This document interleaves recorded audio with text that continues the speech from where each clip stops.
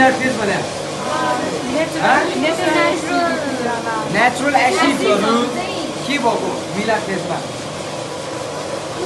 अलि ल्याक्टिक छ नि है एकदमै है दूध जस्तो टाइपको हल्का ल्याक्टिक छ नि यसलाई चाहिँ हामी मिलार फेज भन्छौँ सो यो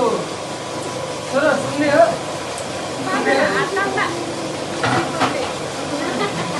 है ल सो मिलार फेजमा चाहिँ हामीले भनेको जति पनि नेचुरल एसिड हुन्छ नेचुरल एसिडहरु के भइरहेको छ एकदमै मजाले एक्सपान्ड भइरहेछ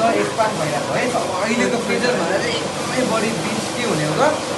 एक्सपान्सन हुने टाइम हो अब यो हामीले हेर्दै गएपछि यो साइन्सको हेल्पबाट नै हामीले चाहिँ हाम्रो